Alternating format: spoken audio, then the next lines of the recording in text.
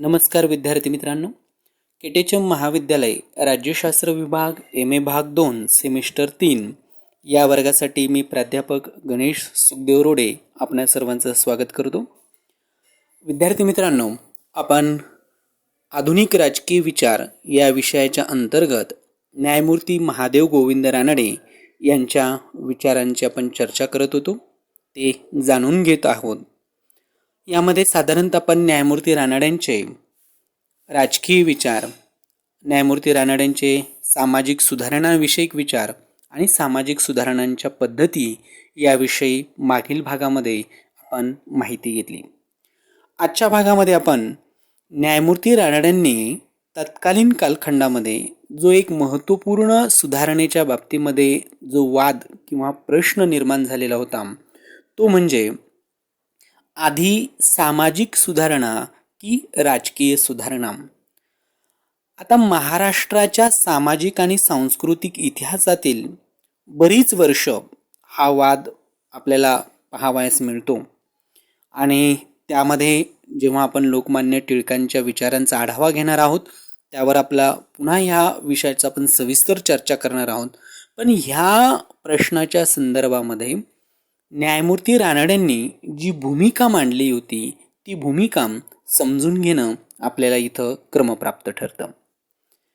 आता साधारणतः न्यायमूर्ती रानडेंचा या संदर्भातली जी भूमिका होती की राजकीय सुधारणांना प्राधान्य पाहिजे की सामाजिक सुधारणांना प्राधान्य पाहिजेत, आणि या भूमिकेची ठळक जी बाजू आहेत किंवा जी भूमिका रानडेंची आहेत ती आपल्याला राजकीय व सामाजिक या दोन बाबींचं असं विशिष्ट अशा कप्प्यांमध्ये विभाजन करणं मुळात रानडेंना मान्य नव्हतं.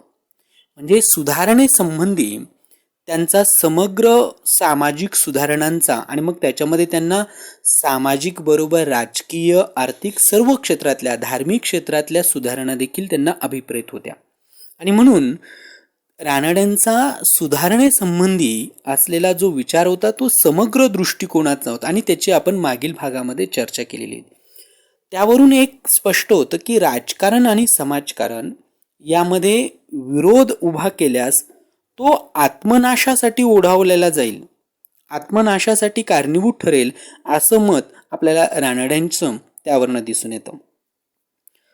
धर्म हा सध्या मागे पडू द्या आणि सुधारणेकडे कानाडोळा करा, किंवा वाङ्मयाकडे तुर्तास पाहण्याची गरज नाही, किंवा कलांचा लोप झाला तरी चालेल, किंवा व्यापाराच्या बाबतीत डोळ्यांवर कातडे ओढून घेण्यास हरकत नाही, असे जे रानड्यांनी जे जागोजागी केलेले जे उपदेश आहेत त्या उपदेशातून फक्त राजकारणावर एकाग्र दृष्टी ठेवायला सांगणाऱ्या जे संप्रदाय होते त्या संप्रदायांचं म्हणणं रानड्यांनी खोडून काढलेलं आपल्याला दिसून येतं. आणि राजकारण म्हणजे काही बक्षिसी किंवा इनामं मिळवण्यासाठी करावयाचे अर्ज किंवा विनंती पत्र पाठवणं एवढं नव्हे. आपण त्या इनामांना किंवा बक्षिसांना पात्र नसलो तर ती कवडीमोल किमतीची ठरतील आणि आत्मोन्नती असेल किंवा त्यासाठीची जी धडपड आहेत ती करण्याखेरीज ही पात्रता आपल्यामध्ये येणार नाही, अशी भूमिका ही रानडे इथे घेताना दिसतात. कोणत्याही क्षेत्रात आणि कोणत्याही कालस्थितीमध्ये व्यक्ती व समूह यांना आपल्या स्वतःच्याच प्रयत्नांनी अडचणींवर मात करून स्वतःचे बळ आधी वाढवावे लागेल. आणि ते काही काळ अधिपतीत राहिले तरी चालेल, पण त्यांना प्रयत्नपूर्वक आपल्या सर्व भौतिक, नैतिक आणि बौद्धिक सामर्थ्यानिशी स्वतःच्या पायांवर उभं राहावं लागेल. आणि अशा वेळी जर त्यांनी असा विचार केला की यापैकी एकाचंच अंगावर लक्ष केंद्रित करणं आणि दुसऱ्याकडे दुर्लक्ष करणं, तर यांचा तो विचार जसा सूर्यप्रकाशापासून उष्णता किंवा अगदी गुलाब सौंदर्यापासून त्याचा सुगंध वेगळा करणं हे जितकं हास्यास्पद ठरेल तितकंच हास्यास्पद हे ठरेल. अशा प्रकारचं रानड्यांच्याच भाषेमध्ये त्यांनी जे वर्णन केलेले आहेत त्यावरून आपल्याला लक्षात येतं. आणि म्हणून हा जो प्रश्न होता काय की सुधारणांमध्ये कोणत्या सुधारणांना प्राधान्य दिलं पाहिजे, सामाजिक सुधारणांना की राजकीय सुधारणांना. आणि हा प्रबोधनाच्या कालखंडामध्ये, सुधारणेच्या इतिहासामध्ये भारतामध्ये हा महत्त्वपूर्ण वाद होता. आणि त्याच्यावर मार्मिक अशी भूमिका न्यायमूर्ती रानडे कोणत्या शब्दांमधून मांडतात हे आपल्याला इथं लक्षात घेण्याचं गरज आहे. आणि म्हणून ते न्यायमूर्ती रानडे प्रतिपक्षाचा जेव्हा लघुतम स्वरूपाचा का होईना जेव्हा प्रतिकाराचा मुद्दा येतो, ज्याला लाईन ऑफ लिस्ट रेझिस्टन्स म्हणतो आपण, म्हणजे ते लोकप्रिय होत असताना आपल्याला आणि राजकारणात लोकांचा रस वाढवताना पाहून रानड्यांना फार वाईट वाटत होतं. कारण राजकारणाविषयी आणि जबाबदार राज्य पद्धतीविषयी उत्साहानं बोलणारेही सामाजिक समस्यांबाबत मौन पाळतात.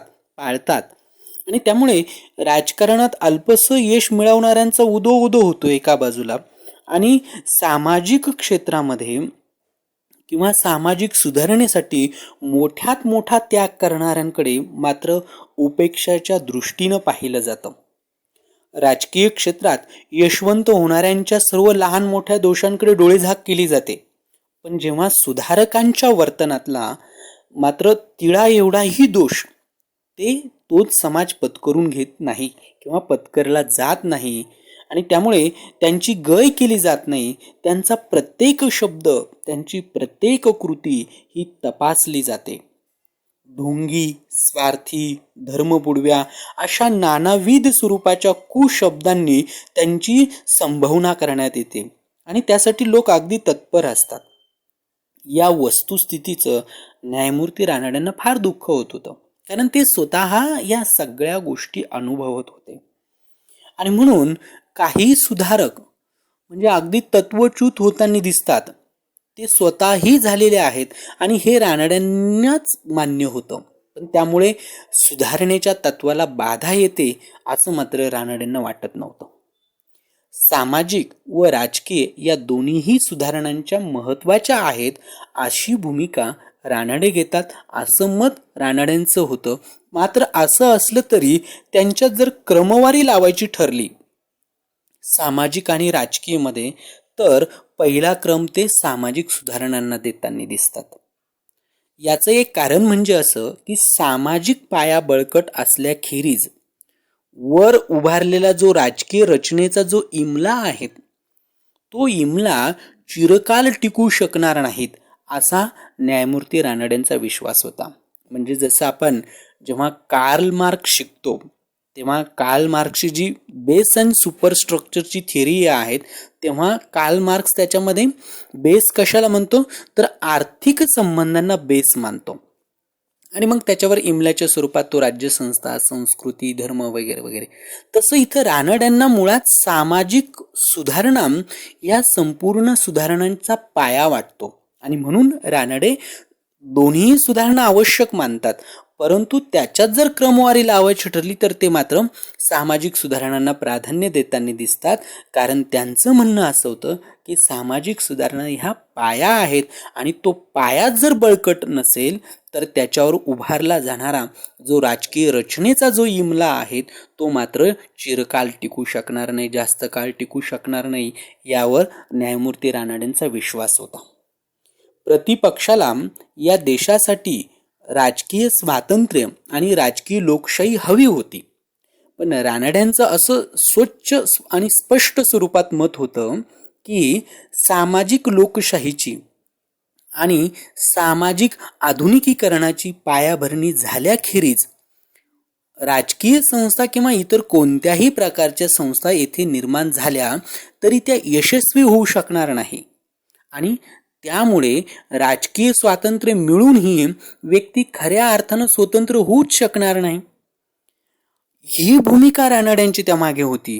आणि म्हणून रानडे असं म्हणतात की समाजाचा जाच जिला स्वतंत्रोत्तर काळातही गुलामगिरीतच डांबून ठेवलं जाईल, मग अशा स्वातंत्र्य मिळून करायचं काय.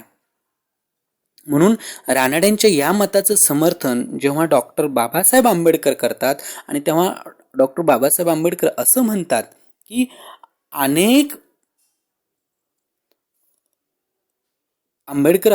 की अनेक लोकांना ही कळत नाही की व्यक्तीविरुद्ध समाज जेवढा जुलूम आणि छळ करू शकतो तेवढा करणं शासनाला शक्य नसतं. छळाची साधनं व संधी जेवढ्या समाजाला उपलब्ध असतात तेवढ्या त्या शासनाकडे नसतात, शासनाला नसतात.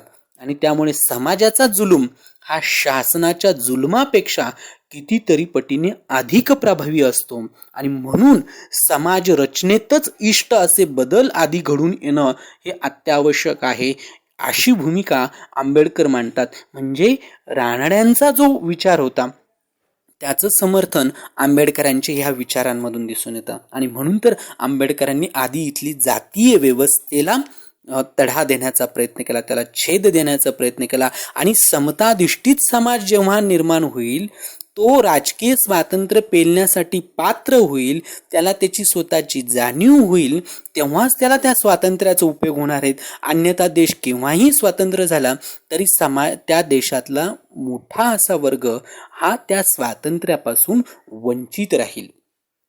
आणि म्हणून रानडे आणि इतर जे सुधारक आहेत यांनी अशा प्रकारे राजकीय सुधारणांची तत्वच ही मुळात सामाजिक क्षेत्राला लागू करण्याची अपेक्षा धरलेली दिसून येते. आपल्या जातीय बांधवांना जोपर्यंत आपण समान हक्क द्यावयास तयार नाही तोपर्यंत आपल्या घरातील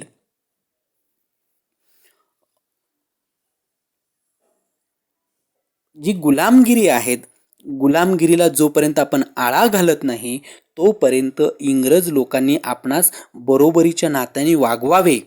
इंग्लंडच्या प्रजेस असणारे राजकीय हक्क त्यांनी हिंदी प्रजाजनांना द्यावेत किंवा बहाल करावेत अशी मागणी करण्यास आपणास बिलकुल हक्क नाही, अशी भूमिका रानडे घेतात. आणि त्यांच्या दृष्टीनं का त्यांनी अशी भूमिका घेतली, म्हणजे याचा अर्थ ते काही भारतीयांना किंवा हिंदी प्रजाजनांना ब्रिटनच्या लोकांसारखे अधिकार मिळू नयेत अशी भूमिका त्या पाठीमागे नव्हती. त्यांचं म्हणणं असं होतं की मुळात आपले जे जातीय बांधव आहेत, आपले जे देशवासी आहेत, मुळात आपल्या घरातच गुलामगिरी आहेत. आणि मग आपण कुठल्या तोंडाने ब्रिटिशांकडे आम्हाला समान वागणूक द्या, आमच्या प्रजाजनांना राजकीय हक्क बहाल करा, असं कुठल्या स्वरूपात मागणी आपण त्यांच्याकडे करावी हे योग्य वाटत नाही, अशी रानडेंची भूमिका. आणि रानडे याच्यावर ठाम आपल्याला असल्याचे दिसतात. बऱ्याच लोक रानड्यांच्या किंवा सुधारकांच्या ह्या गोष्टीचा विपर्यास करतात की सुधारक हे राजकीय स्वातंत्र्याला प्रतिकूल होते, सुधारकांना राजकीय स्वातंत्र्य आवश्यक नव्हतं वगैरे वगैरे वगैरे.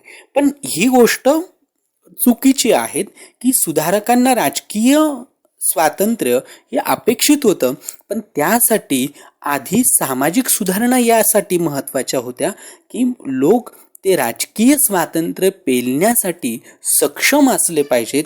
ही भूमिका सुधारकांनी घेतली. आणि म्हणून बरेच अभ्यासक, टीकाकार की त्यांची ही भूमिका वेगळ्या भाषेमध्ये मांडतात. आणि सुधारक हे राजकीय स्वातंत्र्याला विरोध करत होते किंवा इव्हन जहालांनीच त्यांचे या भूमिकेला विरोध केलेला आपल्याला दिसून येतो.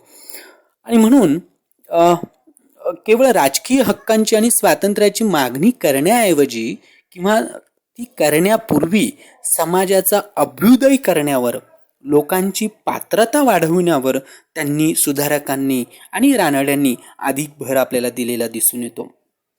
याच संदर्भात रानड्यांची जी अस्पृश्यता निवारण्यासंबंधीची जी मतं आहेत ते देखील विचारात घेता येतील आपल्याला.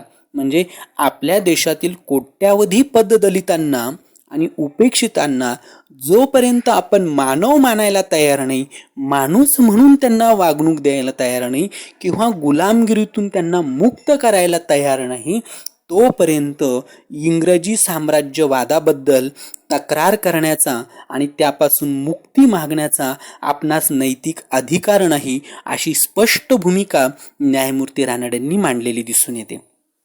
आणि प्रार्थना समाजामध्ये जेव्हा न्यायमूर्ती रानडे शिरले, याच अपेक्षेने त्यामध्ये गेलेले होते ते, की अशा प्रयत्नांमधून इथे भारतामध्ये किंवा आपल्या समाजामध्ये जी सामाजिक विषमता आहेत ती विषमता कमी करता येईल.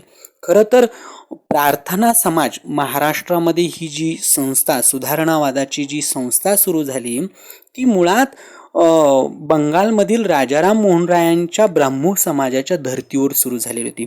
एकेश्वरवादाचं तत्व होतं, धर्म सुधारणा आणि समाज सुधारण्याची तिची तत्व होती, आणि तीच तत्व महाराष्ट्रामध्ये ही प्रार्थना समाजाची आपल्याला असल्याची दिसून येतात. पण दोघांच्या नावांमध्ये फरक आहेत. आणि हा फरक का आहे की ब्राह्मो समाज ही, कारण राजाराम मोहन राय हे सनातनी स्वरूपाचे कुटुंबामध्ये, ब्राह्मणी कुटुंबामध्ये होते. त्यांच्यावर हिंदू धर्माचा प्रभावही होता, मात्र ते सुधारक होते. त्यांनी अनिष्ट रूढी प्रथा परंपरांना विरोध केला. पण ब्राह्मो समाज या शब्दामधून एक प्रकारचं हिंदुत्व किंवा एक प्रकारचा धार्मिकता ही त्याच्यामधनं दिसून येते आपल्याला. आणि म्हणून त्या पार्श्वभूमीवर महाराष्ट्रामध्ये जेव्हा ही समाज सुधारण्याची, धर्म सुधारण्याची चळवळ केली, की ती इतकी धर्मनिरपेक्ष, इतकी सेक्युलर असली पाहिजेत की तिच्यामध्ये कुठल्या धर्माचा लवलेश असता कामा नये. आणि म्हणून खरं तर महाराष्ट्रामध्ये त्याला ब्राह्मो समाज असं नाव न देता प्रार्थना समाज, आणि प्रार्थना ही प्रत्येक धर्मामध्ये ईश्वराप्रती केली जाते. म्हणजे हा विचार आपल्याला त्या पाठीमागे दिसून येतो. आणि प्रार्थना समाजामधून न्यायमूर्ती रानड्यांनी अत्यंत मोलाचं असं कार्य केलं. इव्हन पुण्याच्या सार्वजनिक सभेतून सुद्धा रानड्यांनी समाज सुधारण्याची, सामाजिक विषमतेविरुद्ध मोठ्या प्रमाणामध्ये कार्य केलेलं आपल्याला दिसून येतं. न्यायमूर्ती रानड्यांच्या सामाजिक विचाराची महात्मता ही त्यांच्या विरोधकांना सुद्धा जाणवलेली होती. आणि हे टिळकांच्या एका वर्णनावरनं, त्यांच्या काही उद्गारांवरनं आपल्याला लक्षात येतं. आता टिळक असं म्हणतात की माधवरावजी, म्हणजे न्यायमूर्ती रानडेंचं महादेव गोविंद रानडे, टिळक असं म्हणतात की माधवरावजींच्या अंगचा पहिला गुण हा होय की सर्व बाजूंनी राष्ट्राची उन्नती झाली पाहिजे, असं त्यांना वाटत होतं. आणि या सर्व दिशांचे व बाजूंचे सांगोपांग परीक्षण करून त्यांच्या योग्यतेबद्दल निर्णय करण्या इतकी प्रगल्भ आणि कल्पक बुद्धी त्यांना परमेश्वराने दिलेली होती. धर्मव्यवस्था, समाज सुधारणा, उद्योगधंदे, शिक्षण, राजकीय व्यवस्था इत्यादी सर्व बाबतीत आम्ही मागे आहो व या सर्व गोष्टीत सुधारणा झाल्याखेरीज इतर सुधारलेल्या राष्ट्रांची आपणास बरोबरी करता येवायची नाही, असा त्यांचा पक्का ग्रह झालेला होता. आता टिळकांनी हे जे वर्णन होतं हे टिळकांनी केलेलं होतं. म्हणजे याच्यावरनं एक गोष्ट लक्षात येते की रानड्यांच्या सामाजिक सुधारणांच्या विचारांची महत्व, त्याची महात्मता ही लोकमान्य टिळक, जे त्यांचे कट्टर विरोधक म्हणता येईल किंवा जहालांचे प्रमुख नेते, ते मान्य करतात. यावरनं रानड्यांच्या कार्याची आपल्याला महत्व, त्यांच्या कार्याची यशाची प्रचिती आपल्याला त्यावरनं येते. टिळकांनी पुढं असंही म्हटलं होतं की पुढे नवीन चळवळी निघाल्यामुळे रानड्यांची ही जी मते लोकांना पटेनाशी झाली, तरी तेवढ्याने त्यांची योग्यता कमी होत नाही किंवा त्यांच्या सुधारणेच्या संकल्पनेला किंवा त्यांच्या सुधारणेच्या जो अग्रेसरपणा आहेत त्यामुळे त्याला कसलीही बाधा येत नाही आणि त्यांचं कार्य हे त्याने तेवढ्याने कमी होणार नाही. म्हणजे लक्षात घेण्यासारखी गोष्ट ही आहे की नवीन अनेक चळवळी निघाल्या, टिळक म्हणतात, आणि ह्या चळवळी निघाल्यामुळे त्यांच्यामुळे की रानड्यांचं कार्य कमी झालं किंवा त्यांच्या सुधारणेचा जो अर्धवायूपणा जो होता, अग्रेसरत्व जे होतं त्याला बाधा येऊ शकत नाही इतकं मोलाचं कार्य रानड्यांचं आहे हे त्यांच्या विरोधकांना देखील पटलेलं आपल्याला सांगता येतं. म्हणजे प्रस्तुत विषयाची आपल्याला चर्चा थांबवण्यापूर्वी एक गोष्ट आपल्याला गोष्टीचा उल्लेख करायचा आहे आणि ती म्हणजे ही की रानड्यांच्या ठिकाणी जो मनाचा आणि दृष्टीचा जो मोठेपणा होता तो आपल्याला दिसून येतो.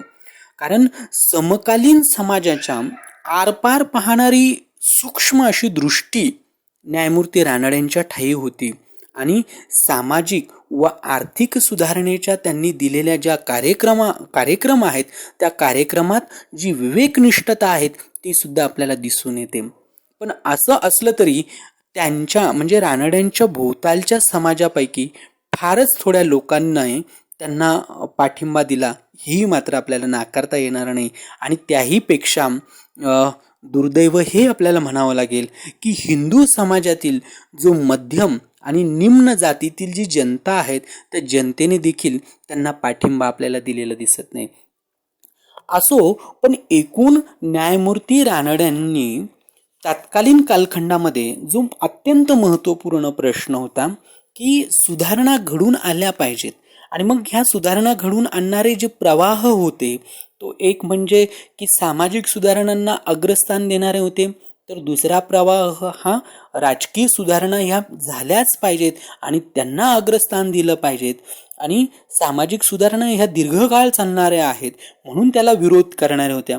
परकीयांनी ब्रिटिशांनी त्या सुधारणा करू नये किंवा परकीयांकडून त्या सुधारणा करून घेतल्याने आपल्या राजकीय स्वातंत्र्याला बाधा येईल म्हणून त्याला विरोध करणारे होते. ह्या सगळ्या पार्श्वभूमीवर रानड्यांनी जी भूमिका घेतलेली आहे ती अत्यंत महत्त्वपूर्ण आहेत. म्हणजे रानड्यांच्या विचारामध्ये कुठलाही पक्षपातीपणा दिसत नाही. रानड्यांच्या विचारांमध्ये असणारी जी विवेकनिष्ठता आहेत, जी दूरदर्शीपणा आहेत, जी समग्र दृष्टी आहेत ती आपल्याला ह्या तत्कालीन जो वाद होता किंवा जो प्रश्न आहेत त्याच्याविषयी आपल्याला पाहावयास मिळते. आणि हाच खरा विचारवंताच्या ठायी असलेला विवेक आणि त्याच्या ठायी असणारी ही विवेकनिष्ठता, त्याचं महत्त्व हे आपल्याला सांगता येतं. विद्यार्थी मित्रांनो, आजच्या भागामध्ये आपण इथेच थांबूया. पुढील भागामध्ये न्यायमूर्ती रानड्यांचा राजकीय उदारमतवाद काय आहे त्याविषयी आपण अधिक माहिती जाणून घेऊया. तोपर्यंत सर्वांचे धन्यवाद.